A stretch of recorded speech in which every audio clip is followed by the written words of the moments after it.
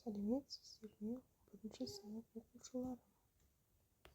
Қазақ әдебиеті пәнінен 1-ші тоқсан бойынша жиынтық бағалау тапсырмаларын орындаймыз. Тарихты шертіп пернесін бөлім. Шығармалар: Сейфуллин сыр-сандық, Ілияс Есенберлин қаһар романы, Асқар Сүлейменов Бесатар повесі.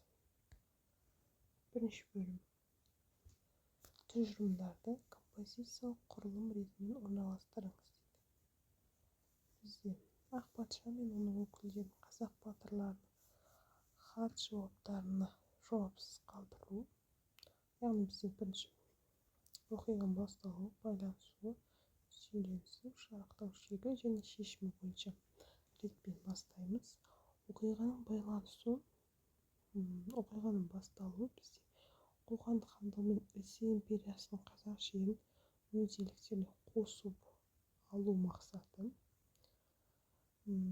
Оқиғаның байланысу 1-ші, яғни ақ патша мен оның өкілдерінің қазақ хаттары батырларына хаттарын жауапсыз қалдыруы және Қараөткел мен Жайық арасындағы ең үлкен ереуіл. Оқиғаның шиеленісі Қасым төре, оның балалары, Есенгелді мен Саржан сайқастары.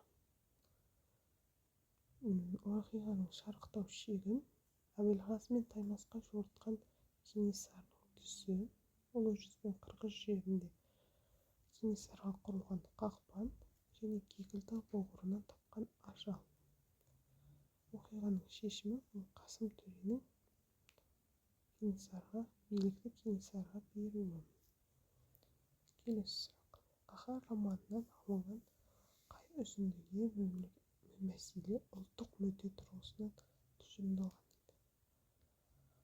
Ата-ананы таңдауға болмайды. Туған халқыңды да таңдай алмайсың. Оны әлжуаз тағы де, бірақ маңдайымызға жазылған сол қалдық. Мен оны сен айт, қанжуаз қалпында да жақсы көрем дейді. Яғни варианты дұрыс.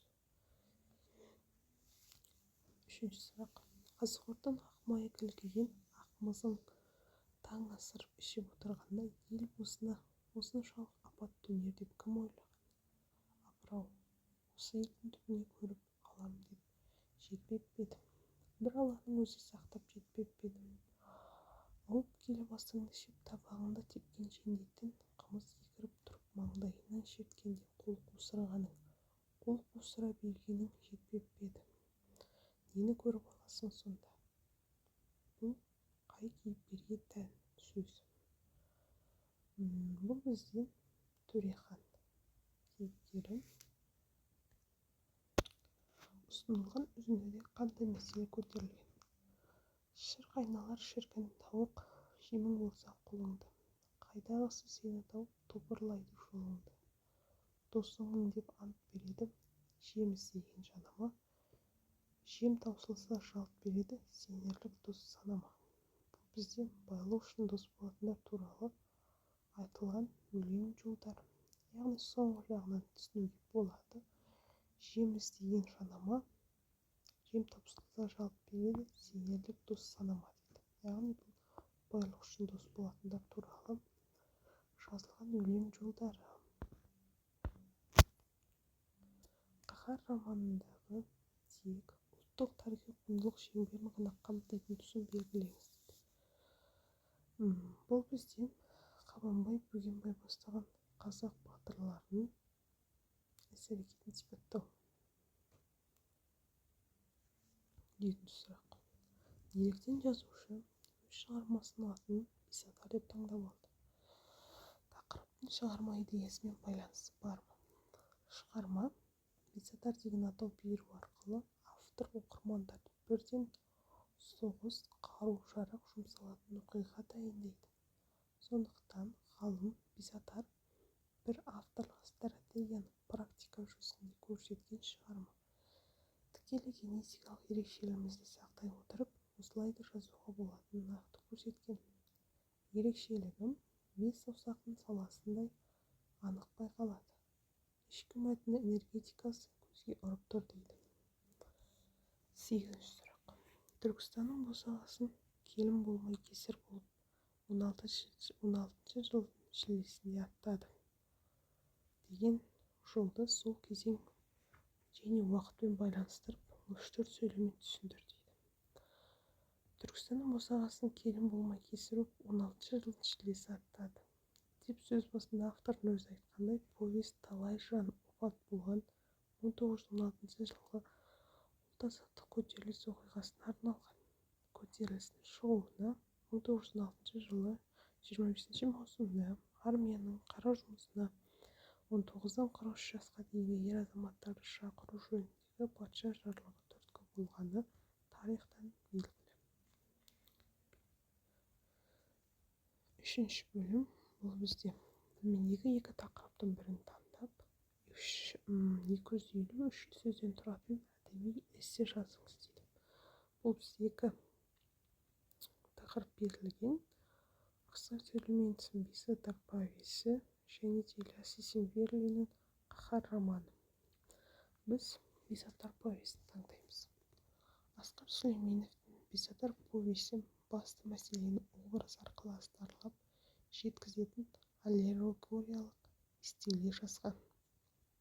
Шығармаға Бесатар деген атау беру арқылы автор оқырмандарды бірден соғыс қару-жарақ жұмсалатын оқиғаға дайындайды. Сондықтан ғалым Еркінбай Бесатар бір авторлық стратегияны практика жүзінде көрсеткен шығарма. Тікелей генетикалық ерекшелігімізді сақтай отырып, осылай жазуға да болатынын нақты көрсеткен. Ерекшелігі бес саусақтың осындай салғасында анық байқалады. Ішкі мәтін энергетикасы көзге ұрып тұр дейді. Жазушы қайтыс болғаннан кейін 1997 жылы жазушы баспасынан Бесатар деген атпен жарық көрген жинаққа Ғабит Мүсіреповтің аталмыш мақаласы алғы сөз орны алынды. Автордың қазақ тарихындағы үлкен оқиғаға бір күнге сыйғыза алуы жұртшылық назарын кезінде өзіне аударды. Күн көтеріле басталған 4-5 адамның арасында болатын қақтығыс кеш бата аяқталады. Бірақ сол ағаз уақытқа сыйғызылған кейіпкерлер басынан үлкен оқиғалар өтеді. Екі түрлі сипатта екі офицер Крейгл мен Иноземцев, екі түрлі сипатта көтеріліс басшылары Төрехан мен Крейгл, делдалдау, дүмшелі оқыған жігіт Сәруар мен Мұқағали. Оқиға осы бес адамды бір-біріне қарама-қарсы қою арқылы өрбиді. Басқа жанама кейіпкерлер болғанмен, олар айрықша рөл атқармайды. Шығармада психологиялық диалог тәсілі басты орын алады. Көз қарастары екі түрлі адамның бір-бірімен сөз тартысы, ой қақтығысы, пікір қайшылығы терең психологиялық астармен жүргізіледі. Шығарма Төрехан мен Сәруардың қаза табуымен аяқталады. Шығарма басталған бетте сол бір шілдеде бірдеңкенің өлмейінен балқып шыққан жалғыз оқ кәрлі жас бұғананы қырқып қана суды деген сөйлем арқылы 1916 жылы қанды қырғынды көз алдымызға елестетеді. Бесатар қарудың түрі. Қазақтар маузерді Бесатар деген. Бұл жерде Бесатар символ, яғни империялық патша үкіметінің қанды саясаты, озбырлығы, аяусыз таптауы, атып шабуы деген мағынаны жүктеп тұр. Достар, осымен біздің талдауымыз аяқталды. Назар қойып тыңдағандарыңызға рахмет. Видео сіздерге пайдалы болып жатса, біздің арнаға жазылып, лайк басып, достарыңызбен бөлісуді ұмытпаңыздар. Бұл біз үшін өте маңызды. Сабақтарыңызға сәттілік, сау болыңыздар.